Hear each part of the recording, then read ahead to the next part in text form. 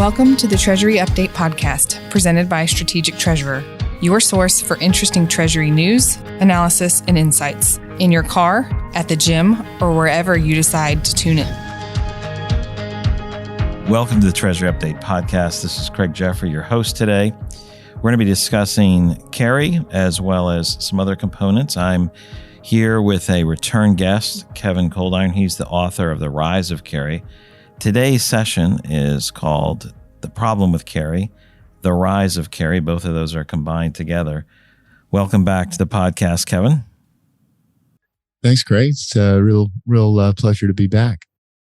We spoke probably about 2.5 years ago, and when we were talking, I said, "Are you just going to come on and say I told you so about carry?" But not everybody can remember back probably 2.5 years ago to the episode we had at that time. But maybe you just give us a quick overview of your book, just the key theme, and then maybe we can get into a history of some of the issues.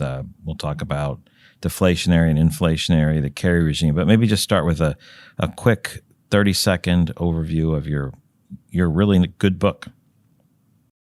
Sure. Yeah, the book is called The Rise of Carry. And it's about how carry trades have grown from a niche strategy, say 40 years ago, to one that we see everywhere in the financial markets now. So the rise of carry is the growth of this particular type of financial trade. And it's important because carry trades, they have multiple characteristics, but probably the most important one is that they're quote unquote short volatility. They make money if the world stays the same, and they can lose money very fast when volatility erupts. So what we see, or what we've seen in the last 40 years, is when there's episodes of rising volatility, carry trades lose money very quickly, and central banks feel an obligation to intervene. When they intervene, they truncate losses for carry traders, which encourages them to come back in bigger size, bigger scale, more markets the next time. So each subsequent event of rising volatility brings bigger losses, requires bigger intervention. And it's a kind of a ratchet process that's taken place over what we call the carry regime. And it's kind of led us to the point we're at now. Maybe we could talk about the carry regime. What does that mean? You said it. You described it as, each subsequent event gets bigger to handle the, ongoing, let's just say, volatility. Where are we seeing that? I know you've talked about the central banks intervening. They're usually buying things up, putting them on their balance sheet. What is this looking like, and how has this expanded beyond what perhaps anybody would have thought 40 years ago, but seems to be following the path that you've been discussing? It's quite remarkable, Craig. Like, if you think about what central bank balance sheets looked like when you and I started in the business, they were very simple things. And if you look at the kind of key events, what we think are the key events that have happened over the last 40 years, each time central banks have been forced to do more and more. So say 1998 with the Asian financial crisis, that was a crash in carry trades. There was a whole bunch of classic carry trades that have been put on by long-term capital management as well as other hedge funds. They were bets on falling volatility. When volatility erupted, they lost money very quickly. And the worry was that their bankruptcy was going to infect the people that had lent them money, and that would cause a systemic crisis. So the Fed didn't actually directly intervene, but they got everyone together in a room and said, bail them out. So they organized a private sector bailout, and then they backed that up by lowering interest rates. So that's 1998. 2008, the size of carry trades had grown, right? Because the 1998 intervention encouraged the growth of carry trades. In 2008, the Fed was forced to do a lot more, first by government bonds, then by mortgages, or I think actually the reverse. And then eventually open swap lines where they were able to lend money to foreign central banks. 2020, again, carry trading had grown still bigger. Interventions were everything I just said, plus intervention in the corporate bond market. buying bonds directly in the secondary market and being prepared to buy them in the primary market as well. So you have this kind of sequential ratcheting up of central bank intervention, and you get that same process if you look at central banks in foreign countries as well.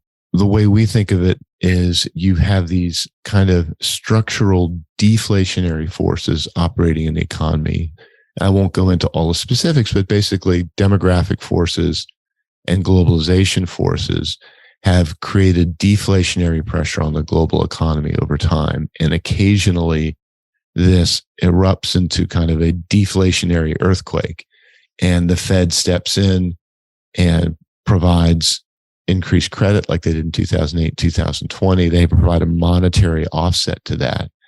But now those deflationary forces, those structural deflationary forces are changing direction. They're going to become structural inflationary forces. The demographic dividend is over. Western populations are aging. The integration of China into the world labor force, which lowered costs, that's over.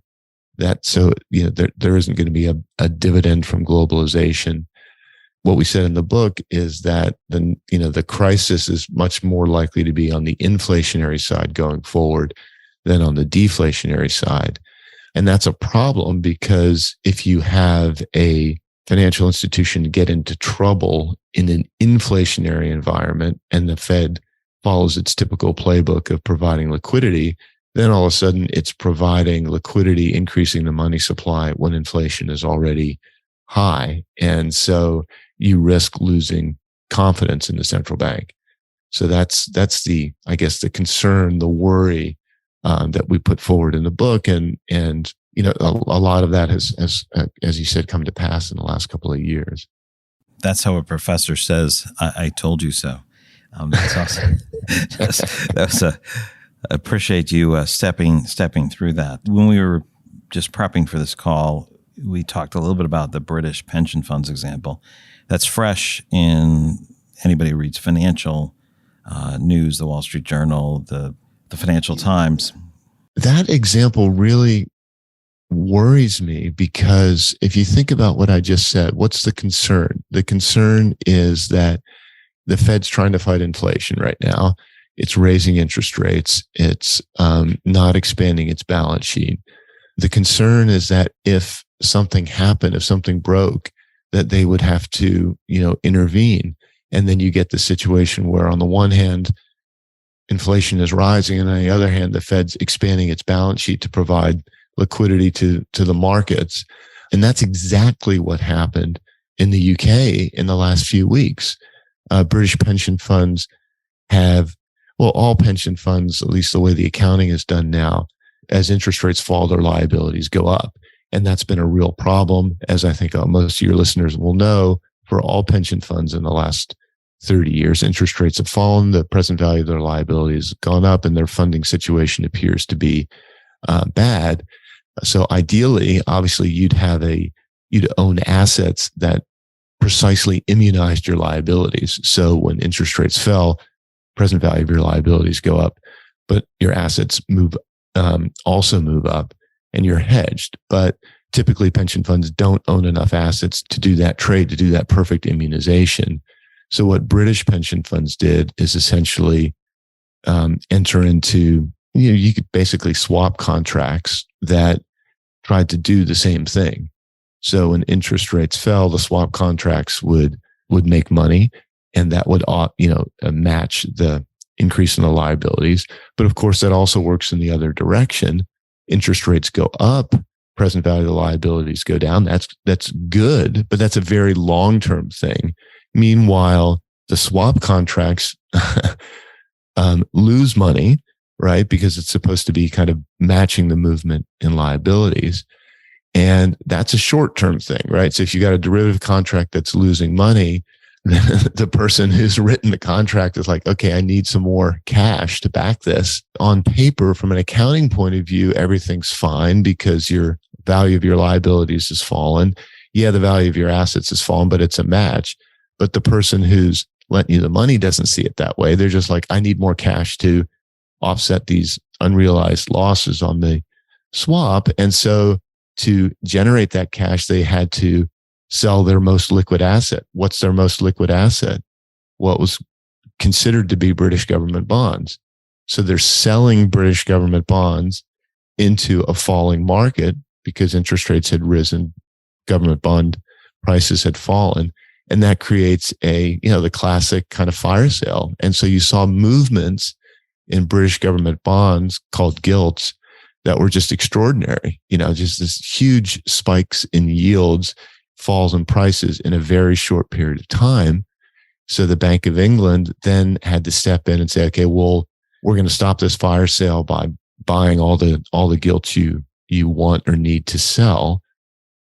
So they were basically doing exactly what I worry about, which is on the one hand, British inflation is high, much higher than in the US because they're facing more increase in energy costs than we are.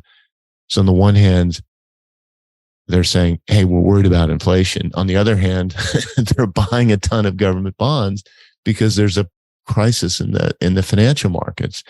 And that risks inflation getting really out of control. And that's what I worry about. And I know this is kind of a long-winded answer, so I'll pause there. But I think there's other follow-on effects that I would be concerned about if that happened in the U.S. We could talk about that. It would be interesting to have a conversation about how much of that has been impacting the weakness of the pound of late. I know there's a couple things that went on, proposed tax changes as well as withdrawal of those. This activity, inflation, concerns about energy, holding down energy prices. There's a lot of moving parts. And so I don't know if I can formulate a good question to try to see if you can unwind that. I think it's a little bit like the Gordian knot. There's a lot of moving parts there. But I think I really want to hear a little bit more about some of the Fed actions with what's the central bank of the U.S. doing nowadays. Are the consequences what you expect? And if you're expecting those, are those unintended consequences for other people who are following these policies? I brought up the British pension fund example because it illustrates the broader concern that I have of the Fed kind of being pulled in two directions. I want to just say something like that happened in Britain. That's a problem for them, but UK government bonds aren't a huge part of the global financial system. US government bonds, of course, are. They're the very core of the financial system. So if you had a situation like that in the US, where there was a levered position in treasuries that had to get unwound, and you had a huge short-term spike in yield, that creates some really big issues. Number one, exactly what I just said, the Fed would have to step in and restart QE at a time of rising inflation. So you risk inflationary expectations becoming unanchored. You have a whole lot of money being run in risk parity strategies, basically levered treasuries, because U.S. treasuries are considered to be low risk. Now that would then have to be reevaluated, and those levered treasury positions would have to be unwound. Longer term, banks, treasuries have a very low risk weighting because they're considered to be the ultimate riskless asset. But if you had a huge short-term move in volatility that's in the data, that's in the models, those risk weightings would have to be reevaluated. So potentially you get less credit growth from the traditional banks because of that. And in the shadow banking system, treasuries are used as collateral for loans. And they're really good collateral because they don't require much in the way of haircuts.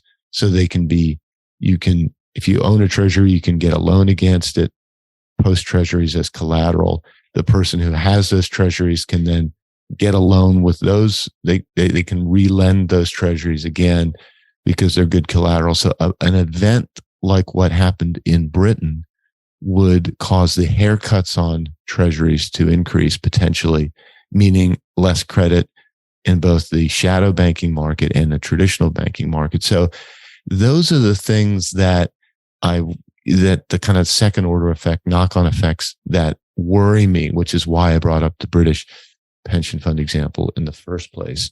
In terms of what the Fed is doing now, obviously, They're tightening monetary policy, reducing credit growth. And my fear is that something is going to break because they seem to be, they're haunted by the ghosts of Paul Volcker. And they don't want to be the central bankers that let inflation get out of control. But debt to GDP now is about 350%. It was 150% when Volcker was in office in the late 1970s. So I'm not a trained macroeconomist. I'm a former hedge fund manager, and I think about these things a lot. I guess the Fed has smarter people working for them than me, but it seems to me that if they wait for inflation, they keep raising interest rates until inflation falls, something's going to break. And then if something breaks, we have these knock-on effects that I talk about. So my preference would be for them to pause and let the economy digest these higher interest rates, because I think the economy is much less able to operate with higher interest rates now because of much higher debt levels than it was when Volcker was in office. You unpacked quite a bit there. Let me go back to a couple numbers. You mentioned the debt to GDP about 3.5 times. So our economy, the U.S. economy, is about 25 trillion right now, somewhere in that neighborhood. So 3.5 times would be 87 trillion. So this is made up of what, the entire debt, including debt owned by agencies to other agencies, or it's total debt to GDP. So that's both public and private sector debt, total credit. Okay, the government debt is what is that, about 30? It's 30 something trillion now, isn't it? 30? Is it 3 trillion? No, you're right. That roughly GDP is about 25 trillion, as you said. So government debt is around 30. Yeah, that's correct. 30, somewhere there. Okay. I mean, give or take a trillion here or there. Well, I mean, just over the last 6 months, there's been some movements there that are in the order of, a trillion here, half a trillion there. And pretty soon you're talking about real money.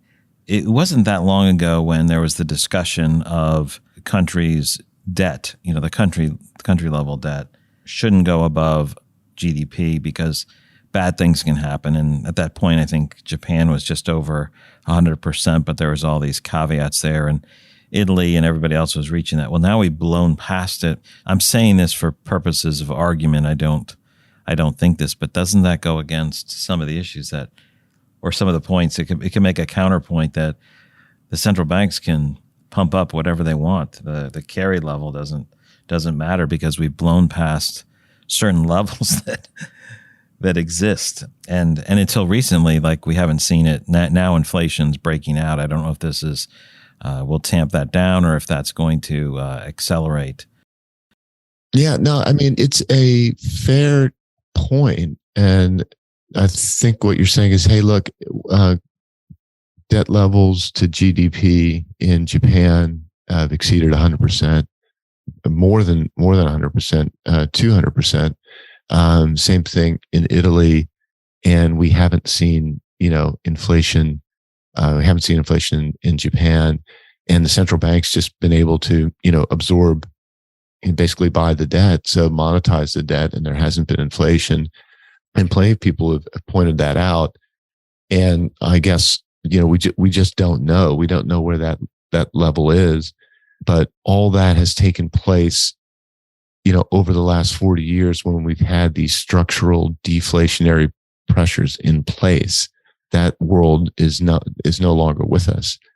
So what might have been possible in the last 40 years might not be possible in the next, or it might. I mean, honestly, I think the financial system has changed and evolved continually over time, and no one's quite sure.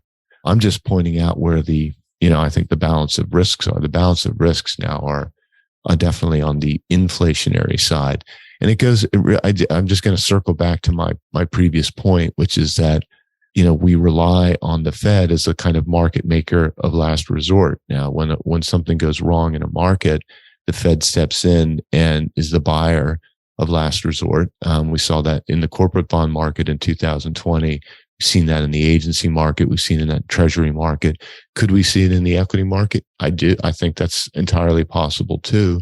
When they do that in a deflationary environment, that's one thing. because you're providing liquidity when liquidity is contracting. If you do that in an inflationary environment, that's another thing. And you risk markets saying, hey, it's great that you're stepping in and supporting us in the short term, but in the long term, it means much higher inflation. So I don't know. I mean, I take your point, and I don't pretend to know where the right debt to GDP level is. I just think that we're now in we're in a situation where the balance of risks are toward inflation. Right. We know there's some limit. We don't know exactly where it is. We have less room to maneuver, certainly, or it seems certain that that's part of the case. I think that's right. Yeah. Fed's raising interest rates. We have another 75 basis point expectation the very beginning of November.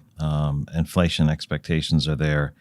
I think it was the IMF who sent a letter to the Fed, I think asking, I can't remember what it was, asking them to consider not raise rates as much as they are. I can't remember exactly what that said. That seemed a bit, maybe not unprecedented, but I don't know. I don't know if you had any thoughts on the overall situation, not just the IMF asking about that, but. It is interesting. I said, I don't know if it's unprecedented or not, but I have to think it's highly unusual.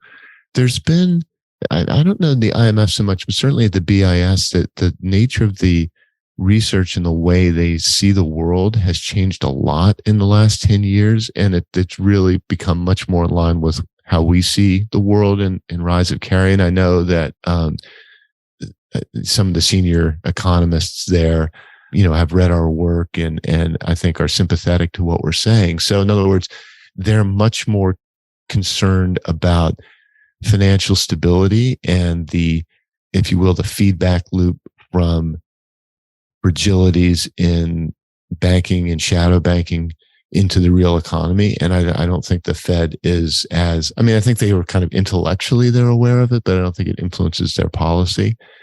So I think what you're seeing there with the IMF is those sort of concerns, like pretty much what I just outlined. If you keep raising interest rates, you're going to break something in the financial markets, and then that's going to have real important knock-on effects. I don't get any sense the Fed's going to listen to them. They seem to be, like I said, hell-bent on raising interest rates until actual inflation declines. But I mean, we've got more, I don't know where mortgage rates are now, Craig, but are they back to levels like 2005 or so, so over 7%, I think. They're close to 7, I think just below 7. I don't remember if it's the 30-year or the 15-year, but they've definitely changed dramatically in 1 year. Yeah, that's, we just don't know how the economy is going to respond to that. We do know that the housing market is basically seizing up right now. And I don't think you're going to see the same sort of forced selling that you did in 2008 because the adjustable rate mortgages are gone now. So that particular carry trade is not going to break.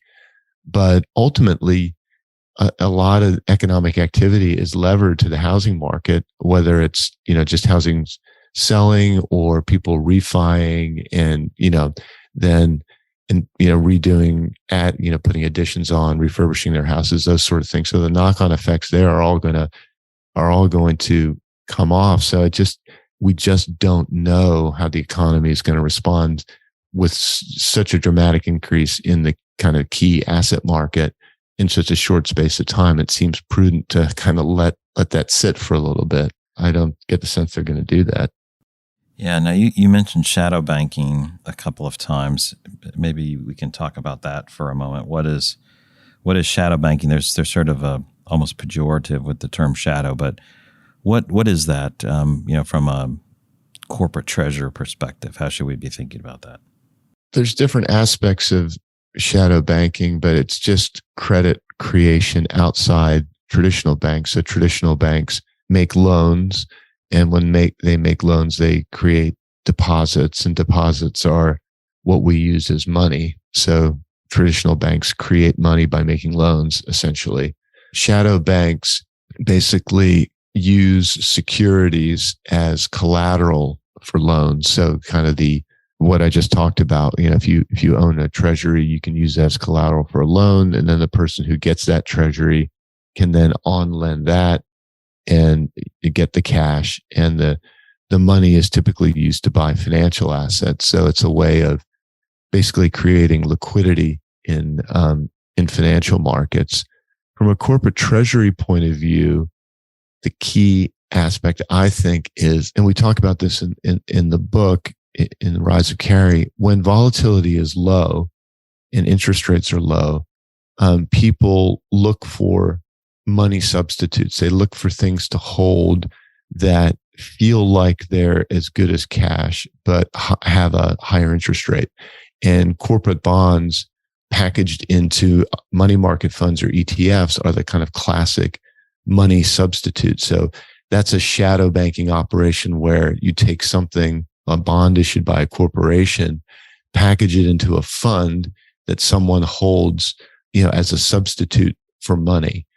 And what's happened in the last, kind of 10 years is that money market funds, because of changes in regulations now, really don't hold corporate bonds. That's all in ETFs. And the ETF ecosystem is in some sense quite different than the money market fund ecosystem used to be. Money market funds were clearly labeled as money. So if you buy a prime money market fund, you're buying something that is kind of labeled as like money. Whereas a corporate bond ETF, you can go all the way from one that has a duration of 3 months out to one that has a duration of 5 years with higher credit risk. So my point is, in a stable environment, people can kind of move up the risk chain. They could say, my medium duration corporate bond ETF is my liquidity pool. That's my money substitute. And the longer you have a low inflation, low volatility environment, the more riskier people's money substitutes become. And then when you have and that's in some sense good for corporations, because that creates demand for their debt. It makes it easier for them to issue and roll over debt.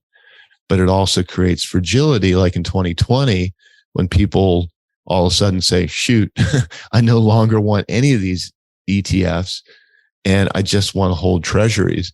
There's a flood out of those things, and the moneyness of corporate debt disappears. Corporate bonds can no longer be repackaged into money substitutes. And then that down the road makes it difficult for corporations to issue bonds, to roll over debt, which is precisely why the Fed intervened in 2020. And I think that was the key intervention, even though in the end they didn't have to do much in terms of buying bonds. Just the fact that they stood ready to buy bonds allowed companies to issue a record amount of debt to get that refinancing out of the way. Had they not done that, there would have been huge problems for companies, for treasurers.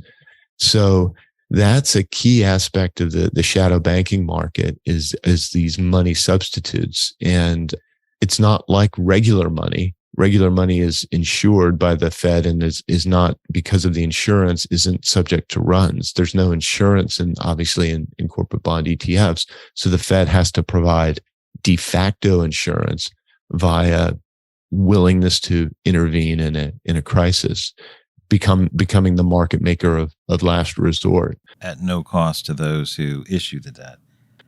No, exactly. So they're providing this insurance for free. And you know what happens when anything of value gets provided for free? People use a lot more of it than they should. I thought you weren't an economist, right? The best line in all that was, the moneyness of corporate debt disappears. I think that makes tremendous sense as you describe that. As we talk about the rise and perhaps the decline of carry, or the problem with carry, is there a bigger issue in Japan, the ECB, the Bank of England? Are they in a worse spot? I mean, I know we're connected in lots of ways. We being the different economies of the world, are they in a rougher spot? I mean, certainly if there's significant problems with the Fed, with the U.S. dollar, that will reverberate across the globe because of its status as the reserve currency. What are you thinking about some of the other central banks? They're struggling to fight inflation now because interest rates in the U.S. have for a long time been, zero, and now they're not zero. They're significantly higher than they are in Japan. All of a sudden, these carry trades that I've talked about, which for the last 10 years had been dollar funded, you borrow in dollars at zero and invest somewhere else at 3%, 4%, 5%, whatever. Now, those trades are being funded by borrowing in Japan at 0% because Japan's decided to keep its interest rates low. And that pushes the currency down because when you borrow in yen, you're selling yen and you're using those yen to buy something else. So you've got a currency falling to, I don't know, is it 25-year lows at the same time that commodity prices are going up. So it makes it very difficult to fight inflation. Now, actually, Japan, they might not care about that because they've been trying to generate inflation for a long time, although I don't think they've been trying to generate commodity inflation. They've probably been trying to generate wage inflation. But yeah, for just generally speaking, higher dollar interest rates and this flood into the dollar because it's the global reserve currency makes it much more difficult for other countries to fight inflation because their currencies fall. I mean, the pound at one stage, I didn't quite get to parity against the dollar, but it's like 105, $1.05 or something. But got close, which is quite extraordinary, really, when you think about in 2006, it was $2 to £1. So that's kind of a 50% fall in 15 years. And if even more recently, it was 130, 140.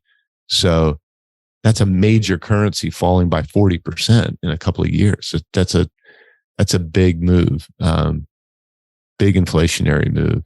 I mean, it's funny. We talked at the beginning. I'm actually based in New Zealand here for a couple of months, and the U.S. dollar against New Zealand dollar is very strong, which is great for me. Everything seems incredibly cheap, but to New Zealanders are complaining about inflation because for them prices are going up, but the dollar's moved by more than that.